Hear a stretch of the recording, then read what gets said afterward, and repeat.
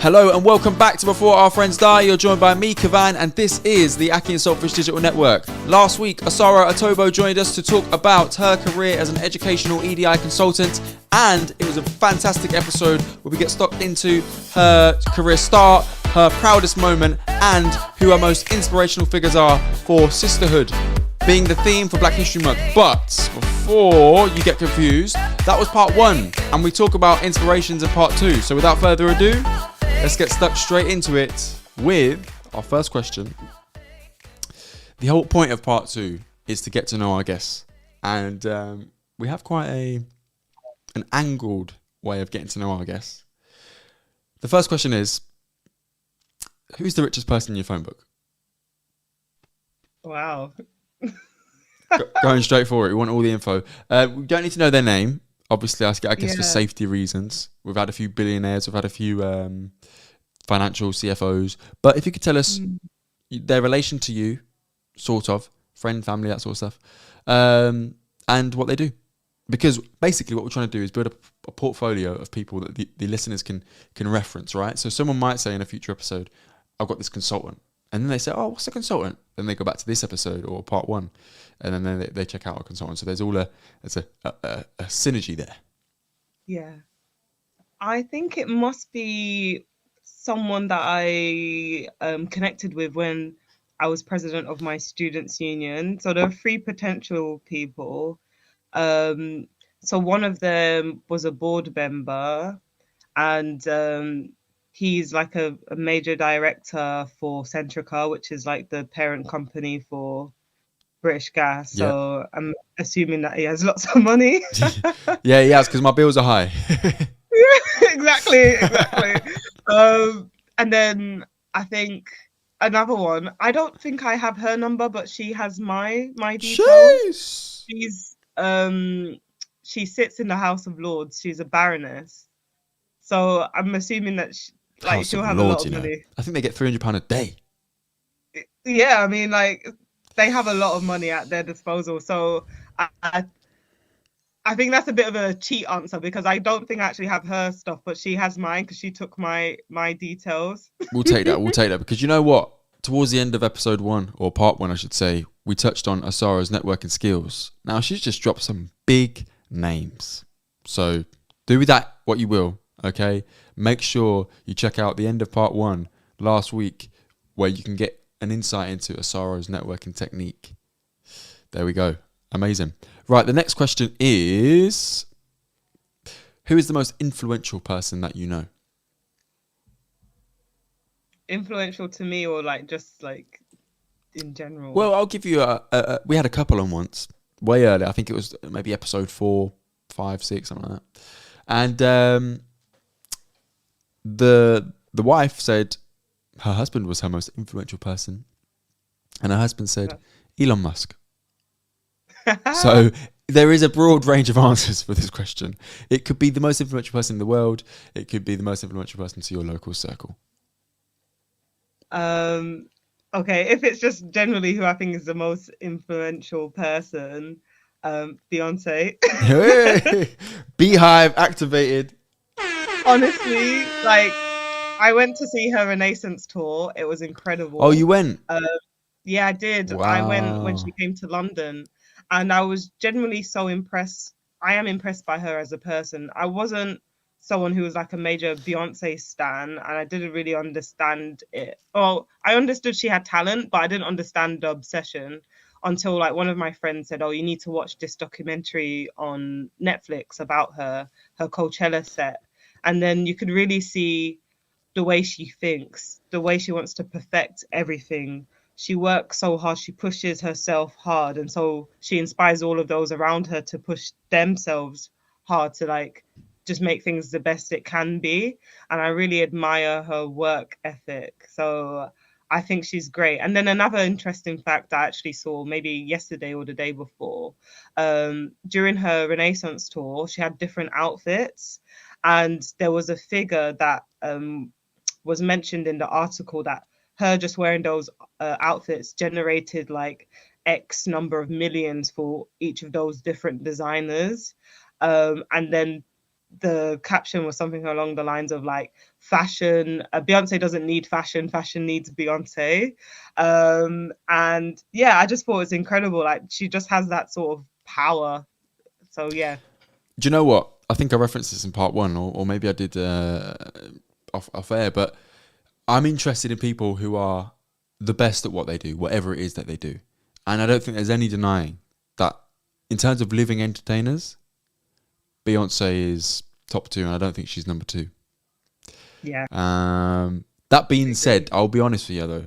I'll be honest with you. I've not seen anything of this this Renaissance tour, other than I've seen a few clips on X where like she's got a song where she's talking about and the crowd goes mute or something like that.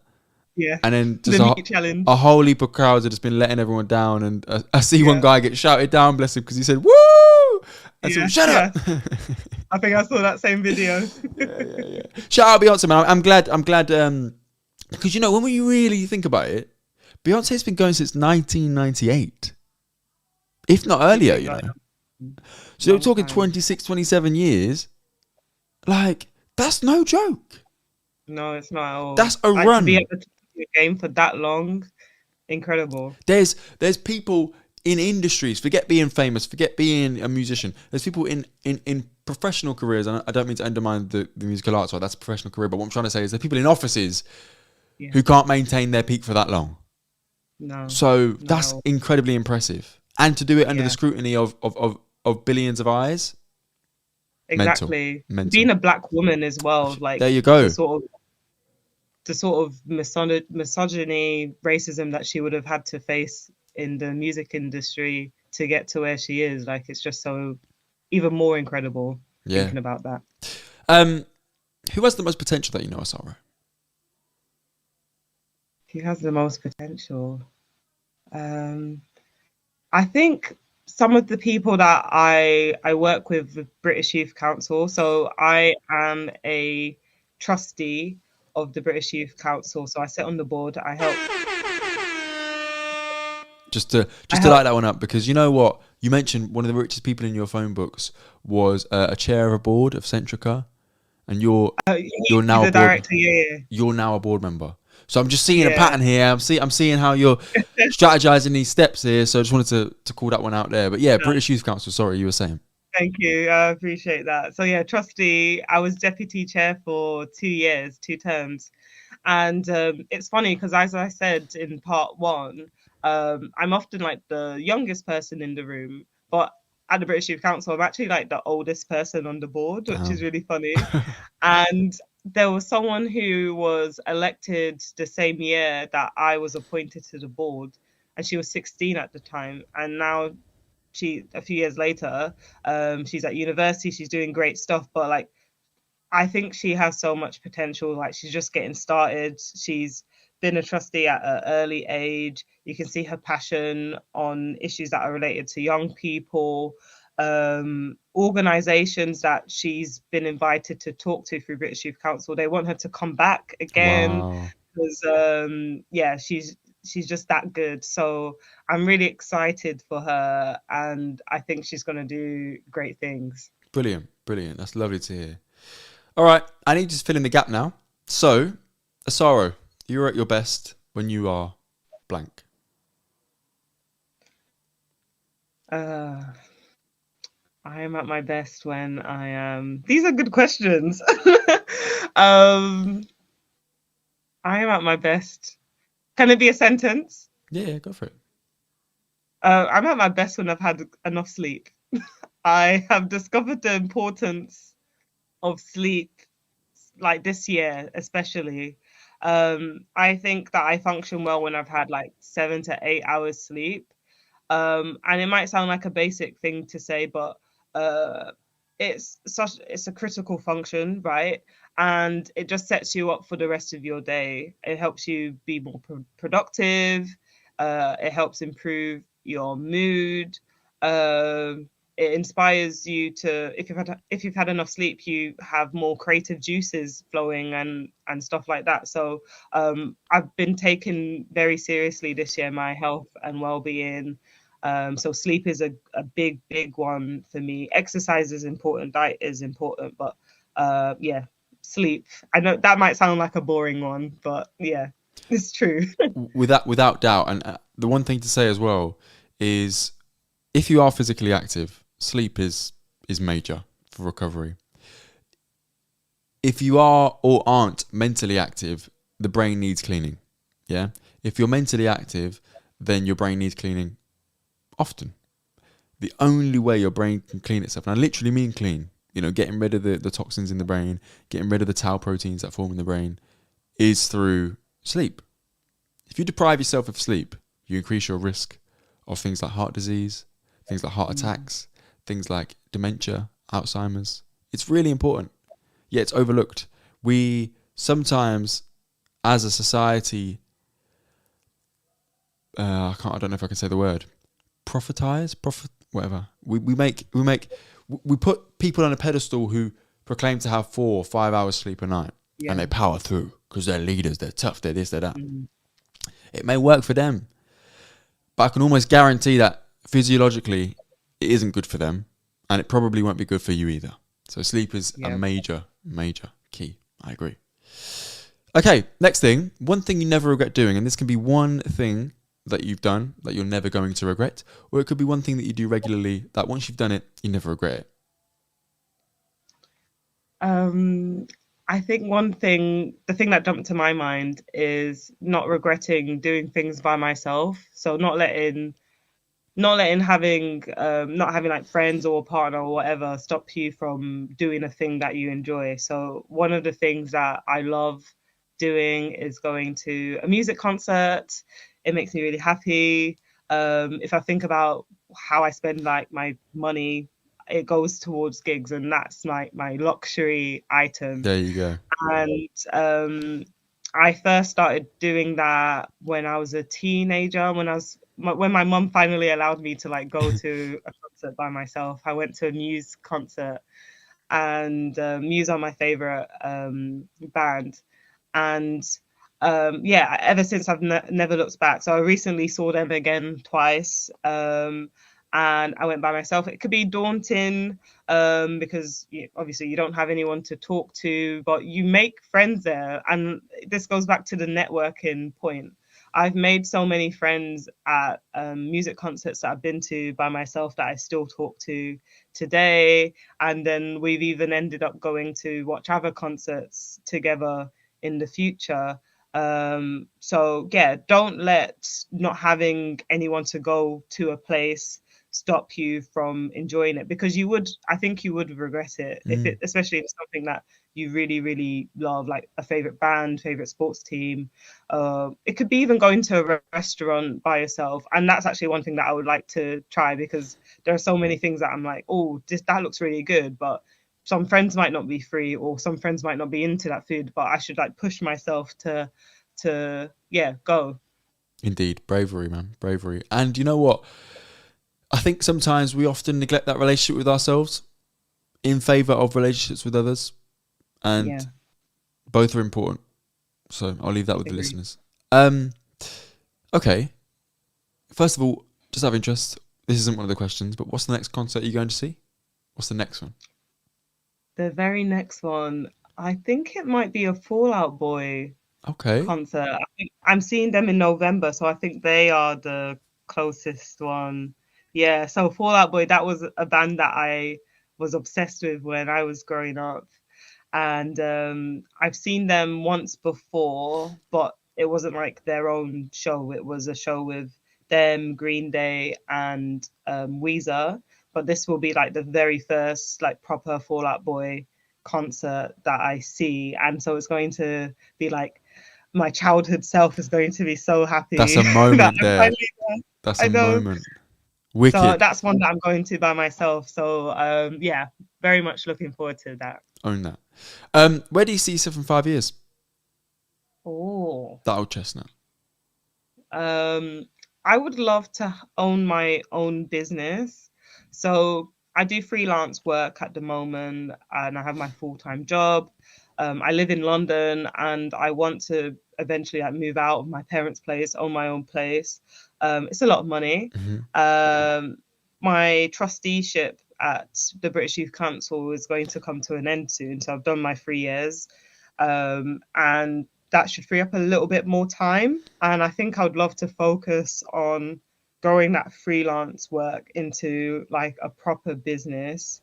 And so maybe in 5 years' time that would have happened, and it won't just be me, it'll be other experts in the fields that I can employ, give money to for like doing work because they specialize in things that I don't. And I very much think that the higher education space needs a consultancy that is very like centered around equality, diversity, and inclusion, and it's run by someone who is from a background like mine. Because even with like my day job, it is very white led in the senior management team. Despite like good intentions and stuff like that, there's just things that they won't see or understand because they're not from like a background like mine. And I would love to like create something that has people from like whole like different diverse backgrounds and something like that. So maybe that's what will happen in 5 years' time. Listen, I see it, I believe it. So keep us updated. I'd love to hear. I'd love for akhi&saltfish to be there for the launch. Put it out there. I'll do that. Okay, this is the final question where we get to know you. So I'm not going to ask your age because it's rude, but advice you now would give to yourself 10 years ago.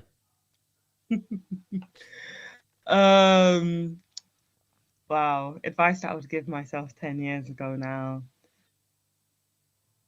I would say, because I look back now and I think all of the stuff that I achieved even at that age.